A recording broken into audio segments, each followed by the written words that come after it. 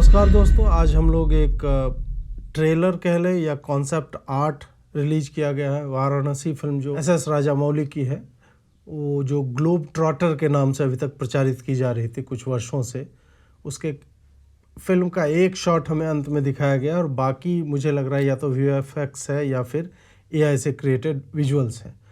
और नाम है वाराणसी टू द वर्ल्ड, मतलब विश्व को बनारस दिखाने के लिए। इस तरह से इसमें ना तो ट्रेलर है, टीज़र है, क्या है, ऐसी कुछ मतलब स्पष्टता जो है वो है नहीं, परंतु आप कह सकते हैं वो टाइटल रिवील एक तरह से उसका। लेकिन ये टाइटल रिवील भी 3 मिनट 41 सेकंड का है, जो कई बार ट्रेलर भी इतना लंबा नहीं होता है। तो संभवतः जो स्केल ये फिल्म लेकर के आने वाली है उसके ऊपर चर्चा होने वाली है। और जब मैं यह समीक्षा कर रहा हूँ तो एक बात यहाँ पे स्पष्ट करना चाहूँगा कि ये जो भी अभी प्रोडक्ट आया है हम केवल उसकी समीक्षा कर रहे हैं। इसे आप लोग सिंघम 4 की बकलोली टाइप ना करें कि उसका जो ट्रेलर आया था हमने उसका रिव्यू किया और फिल्म जो है बकवास निकली, तो उसके लिए कि नहीं तू तो कह रहा था कि ट्रेलर तो ऐसा होगा, तो उस तरह से ना देखें।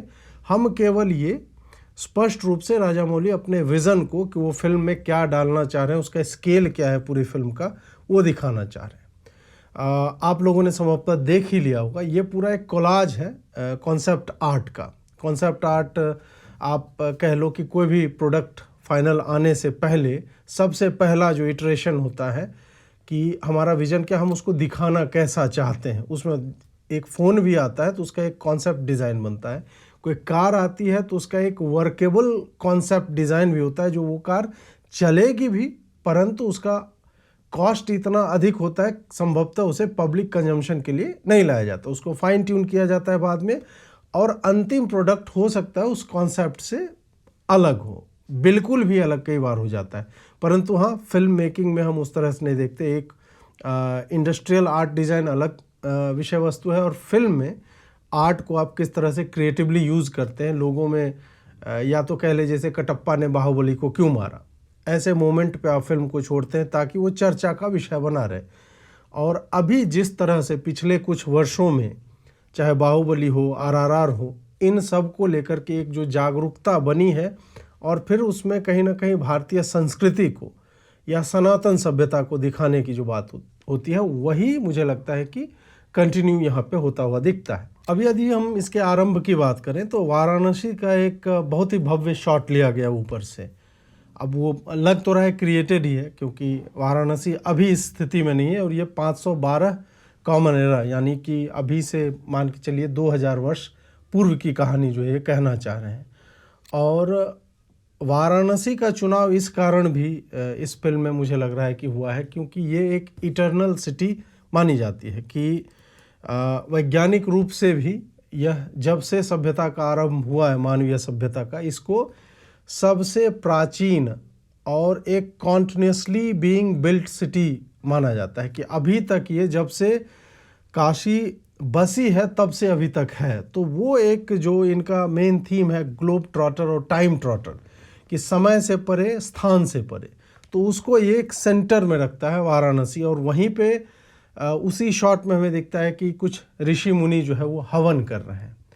और हवन यहाँ पे एक तरह से सिग्निफिकेंस इस कारण भी ले लेता है क्योंकि इसमें अग्नि के कई प्रकार जो है हमें दिखते हैं। एक उल्का पिंड की अग्नि है, फिर एक आकाश से, स्पेस से लेकर के धरती तक एक अग्नि नीले रंग की दिखती है आपको मणिकर्णिका घाट में। वो शॉट मतलब ये जो पूरा विजुअल है उसके अंतिम भाग में हमें दिखता है।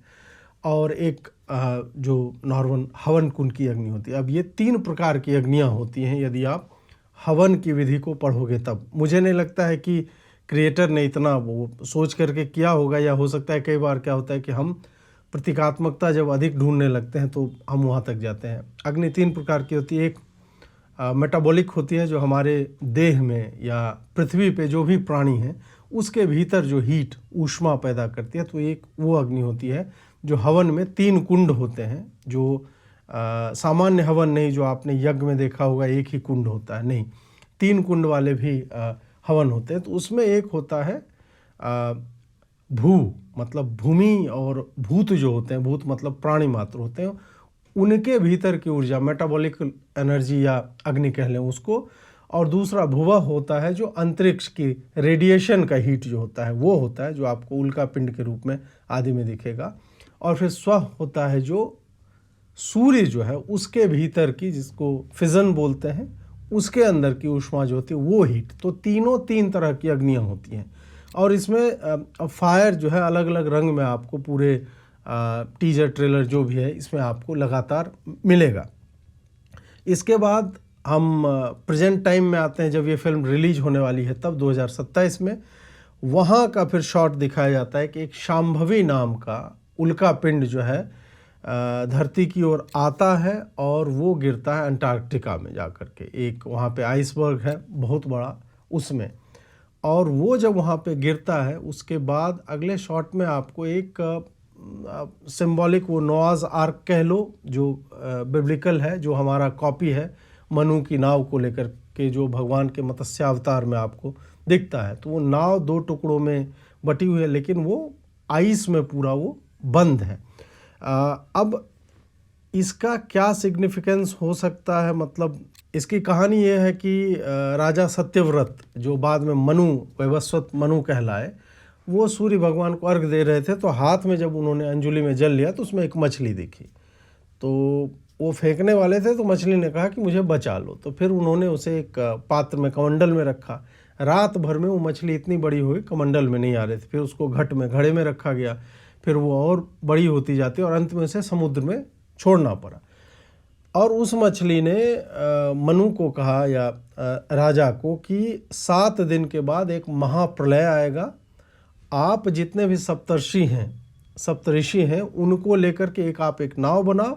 सभ्यता के जितने भी बीज हैं, मतलब प्राणी हो गए, उनको लेकर के बैठ जाओ। और जो भी फूल, सब्जी, पौधे जो भी होते हैं उनके बीज लेकर के बैठ जाओ। और महाप्रलय के बाद हम एक नई सभ्यता का आरंभ करेंगे। तो ये एक मिथक कह लो या कहानी कह लो आप, जिसमें तो मत्स्यावतार का, मत्स्य पुराण में ये पूरी कहानी जो है वो दी गई है।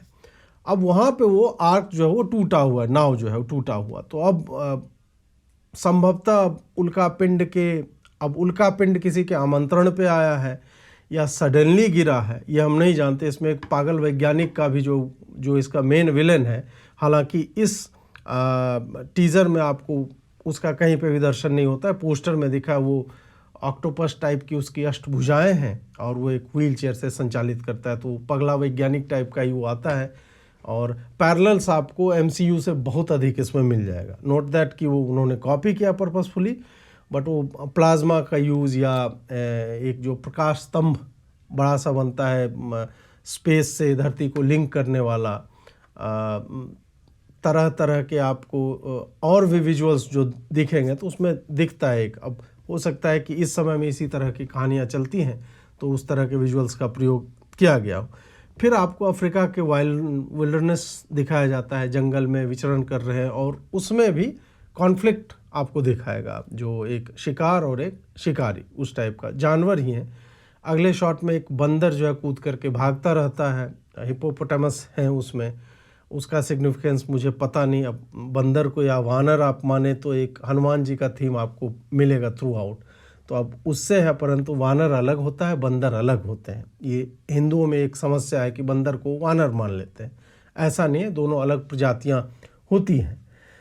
फिर आता है एक बहुत ही, और ये एक ही टाइमलाइन पे ये घटित हो रहा है, ये प्रेजेंट डे में ही ये सारा कुछ चल रहा है। फिर माता छिन्नमस्ता का मंदिर वो दिखाया जाता है। एक केव है, उग्र भट्टी केव उसको कहते हैं, और वहाँ पे मुंडों को, मतलब जो मुंड मालाएं का माला तो पिरोया हुआ होता है, लकड़ी पे सर जो है, मतलब मस्तिष्क, खोपड़ियाँ जो है, मस्तिष्क नहीं खोपड़ियाँ लगी हुई है, वहाँ पे कुछ हवन कर रहा है। तो वो तंत्र साधना हो रही है। माता छिन्नमस्ता तंत्र साधना और शाक्त परंपरा के जो लोग हैं उनके लिए है। और 3 रक्त की धाराएं उनके मतलब गर्दन से निकलती है। छिन्नमस्ता अपने ही रिप्रेजेंटेशन है कि अहम को आप जो है त्यागते हो, तो ईगो को और ट्रांसेंड करना है, आपको अत्यंत ही शक्तिशाली बनना है, या फिर भगवत प्राप्ति के लिए जो भी जिस परंपरा से आप हैं, तो उसमें इसको, और कुंडलिनी जागरण से भी इसका संबंध होता है। वो सारा कुछ विकिपीडिया पे बहुत कुछ पढ़ा हुआ है, आप देख लें। रजरप्पा में माता छिन्नमस्ता का सबसे विख्यात जो है वो मंदिर है।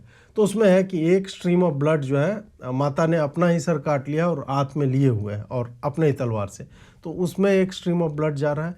नीचे में दो उनकी जो सेविकाएं होती हैं देवी की, डाकिनी या इसी तरह से कुछ कहा जाता है, वो है। और वो मैथुन रथ एक कपल है, संभवतः कामदेव और रति, तो उनके ऊपर वो है। तो ये सारा कुछ जो है अब और उसी केव में ऊपर से संभवतः एक्ट्रेस गिर रही है, प्रियंका चोपड़ा का जो मंदाकिनी का रोल है वो। तो ये है। और एक और व्यक्ति लटका हुआ आपको देखेगा। अब वो लटका हुआ व्यक्ति जो हीरो है रुद्र, वही है या कोई और है हम नहीं जानते, पर वो भी एक दृश्य ऐसा है जहाँ पे ऐसा दिख रहा है कि या तो लोग खोजते हुए वहाँ पे पहुँचे हैं या फिर कुछ आसुरी शक्तियों का जागरण के लिए तंत्र साधना जो उस तरह से चल रहा है। तो एक ये है। उसके बाद अगला जो सीन होता है वो है त्रेता युग का। अब त्रेता युग की टाइमिंग इन्होंने 7200 ईस्वी पूर्व रखी है, BC। यहाँ पे पता नहीं ये लोग युग की परिकल्पना की समय रेखा ले क्या रहे हैं, क्योंकि जब हम पढ़ते हैं तो युग जो है इतने शॉर्ट पीरियड ऑफ टाइम का नहीं होता है। जैसे नीलेश ओक ने महाभारत को डेट किया तो वो लगभग अभी से मान लो आप 7000 साल पहले टाइप का बताया, 5600 ईस्वी BC में बताया जाता है। तो और वो है अरुंधति नक्षत्र कहाँ पे था, उतारा कहाँ पे था उस समय स्थित युद्ध के समय में, उसको लेकर के, और बहुत ही कॉम्प्लेक्स है। प्राच्यम पे इसका एक वीडियो है, यदि आप देखना चाहें देख सकते हैं जाके उस हिसाब से। और महाभारत द्वापर के एंड में होता है, लगभग एंड में, तो उसके तुरंत ही इतने निकट त्रेता युग तो दिखता नहीं, क्योंकि भगवान राम का अवतार जो है वो त्रेता युग के मतलब त्रेता और सतयुग के संधि पे बताया जाता है। तो जब परशुराम भगवान उनके विवाह में उपस्थित होते हैं वो यही कहते हैं कि अब सतयुग का यहाँ अंत हुआ और त्रेता का आरंभ होता है। तो ये थोड़ा सा टाइम लाइन समझ में नहीं आया, बट ठीक है। वो अब जाने वो कौन सा 3000 डिवाइन ईयर्स वाला टाइम लाइन लेके चल रहे हैं या 1,72,000 ह्यूमन ईयर्स वाला एक युग की जो मतलब कालखंड होता है उसको लेकर के। बट उसमें टेक्निकलिटी में जाने का कोई मतलब नहीं है, ये फिक्शन है, तो हमें उसी तरह से देखना चाहिए। यहाँ पे लंका और त्रेता युग की बात हो रही है और लंका में भयावह युद्ध चल रहा है। तो ये लंका दहन का नहीं है, हालांकि आग लगी हुई है चारों तरफ से, भगवा झंडे लेकर के रीछ वानर भालू जो है आपको नीचे में युद्ध रथ दिखते हैं, और एक बानरों का या बंदरों का, रिक्षों का वो एक पिरामिड टाइप का, और वो फ्लेक्सिबल है। उसकी चोटी पर भगवान राम जो है बाण लेकर के चलाने जा रहे हैं, और सामने एक राक्षस दिखता है या जो भी है, दैत्य है जो भी है, संभवतः रावण ही होगा।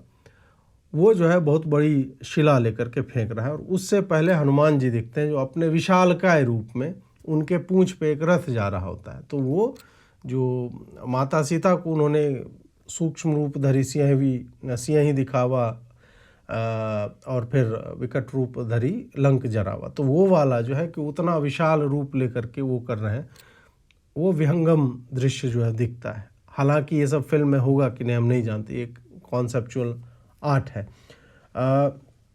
वहीं से एक नीला प्रकाश स्तंभ, और वो गंगा जी से ऊपर तक जाता है। अब या तो किसी चीज़ को वहाँ पे इनवाइट किया जा रहा है, या फिर मणिकर्णिका में जो लोग नहीं जानते वहाँ पे सदैव ही चिताएं जलती रहती हैं, तो वो मुक्ति का स्थल भी आप मान सकते हैं। तो संभवतः अब वही है कि किस किस तरह के लोगों का वहाँ पे, हालांकि ये भी कहा जाता है काशी में जो अंत्येष्टि जिनकी होती है उनको मुक्ति मिल जाती है, तो उनकी आत्माओं का वहाँ पे आना ये थोड़ा सा समझ में नहीं आ रहा है कि वो बुला रहे हैं या कोई जा रहा है। वो बीच गंगा जी में और वो लहर जो है उठती है और नीला प्रकाश स्तंभ आपको देखने को मिलता है। और जो अंतिम विजुअल है इसका वो है वाराणसी से ही आरंभ होता है, जहाँ ऋषि मुनि यज्ञ कर रहे हैं, हवन कर रहे हैं 512 कॉमन एरा में, मतलब 2000 वर्ष पहले। और अभी जो है 2027 में रुद्रा एक सांड पे, वो नंदी का रिप्रेजेंटेशन है, तो उस पे बैठ करके त्रिशूल लिए एंटर करता है, और वो संभवतः युद्धरत है। तो वाराणसी में वो एक सीन हमें लग रहा है कि वहाँ पे युद्ध की स्थिति बनेगी, या फिर रुद्र जो है, थोड़ा यह भी समझना आवश्यक है कि क्या वो भगवान शिव का अंश है या भगवान राम को दिखाया गया है। तो कहीं ना कहीं वो एक नॉर्मल ह्यूमन बीइंग है और वो उनके चरित्र से प्रेरणा पा रहा है, या फिर जो 7 चिरंजीवी हैं उसमें से एक हनुमान जी भी हैं, अब उनका अंश है उसमें। ये सारा कुछ हमें दिखता है कि वो गले में उसका लॉकेट, तो ये सारा मतलब ओवर्ट सिंबलिज्म जिसको आप बोल सकते हैं कि शिव शिव शिव शिव शिव और काशी, ये वहाँ पे किया गया है। महेश बाबू किसी भी एंगल से महेश बाबू नहीं लग रहे हैं, क्योंकि महेश बाबू जो एक छोटे बाल में चॉकलेटी टाइप का या कॉमिक रूल्स, और एक्शन में भी दूसरे तरह का, वो सैंडल वैंडल पहन के भी मारकाट करते हैं उस टाइप का। तो ये चरित्र जो है उनका, पात्र जो है वो पूरा उनकी छवि जो नॉर्मली है उसको बदलता हुआ हमें देखने को मिलता है। कुछ एक प्रतीकात्मकता तो मतलब पूरी तो है ही, सिंबॉलिक ही है ये पूरी।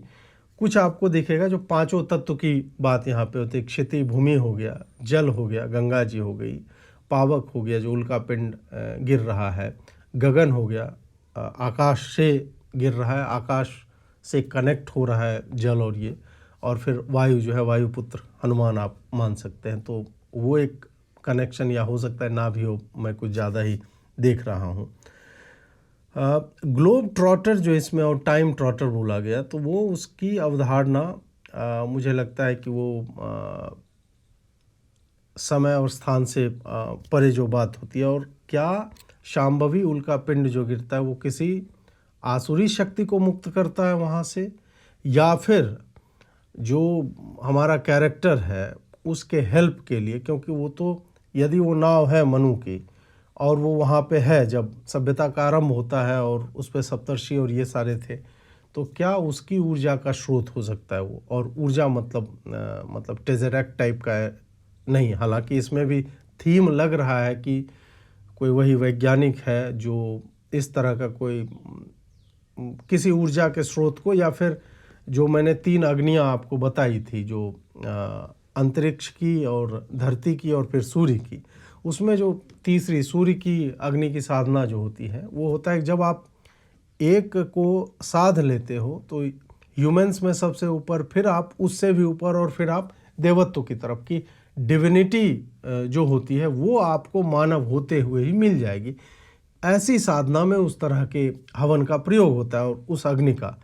तो क्या वो उल्का पिंड या ये सब जो है किसी विलन के लिए, वो विलन हमेशा वो थैनोस टाइप का होता है। थैनोस तो चलो उधर वाले बनाते हैं कि गुंडे का भी जो विज़न होता है वो होता है कि प्रकृति को हम बैलेंस करने आ रहे हैं, उसके हिसाब से उसको बेनेवोलेंट ही लगता है। हमारे तरफ दूसरे तरह का है कि वो ऑल पावरफुल एंटिटी बनना चाहता है। तो संभवतः उसके लिए ऊर्जा का स्रोत वो ढूंढ रहा हो और ऐसे लोगों को इकट्ठा कर रहा हो जो इस तरह की चीज़ों में व्यस्त रहते हैं। तो वो एक मुझे लगता है। और राम और मानवीय पिरामिड और उसका प्रयोग मुझे संभवतः ऐसा लग रहा है कि भगवान राम जो है एक मानव रूप में ही उन्होंने जो भी किया वो केवल यह दिखाने के लिए किया कि एक सामान्य मानव रूप में आप अपने परिश्रम से, साधना से और धर्म के रास्ते पे चलते हुए आप रावण जैसे या उससे पहले भी और भी जो भी आसुरी शक्तियां थी उसका संहार कर सकते हो ह्यूमन फॉर्म में ही। रुद्र जो है वो ह्यूमन ही है, तो उसकी प्रेरणा का स्रोत जो है वो भगवान राम हो सकते हैं। आप बंदर वाला पिरामिड भी जो स्ट्रक्चर हमें दिखता है तो उसमें भी संभवतः यही भाव है कि भगवान राम ने कोई दैवीय शक्ति का प्रयोग नहीं किया, उनको उसके लेवल पे भी आना था। तो अपनी सेना जो है, सामान्य प्राणियों की सेना जो उसको लेकर के ह्यूमन पिरामिड बना करके वो करते हैं। तो मुझे मोटा मोटी तो यही लग रहा है कि एक विलेन है जो अनटैप्ड कुछ पावर का स्रोत जो है वो ढूंढ लेता है और उससे सृष्टि का विनाश होने वाला होता है। तो सप्त चिरंजीवी में से एक हनुमान जी संभवतः रुद्र, और हनुमान जी स्वयं भी रुद्रावतार ही कहे जाते हैं। तो उनकी प्रेरणा से वो जो है उस विलेन को या सृष्टि को बचाने के लिए आगे आता है। तो आपको क्या लग रहा है इसमें, हमें कमेंट में अवश्य बताएं। जुड़ने के लिए बहुत बहुत आभार। नमस्कार।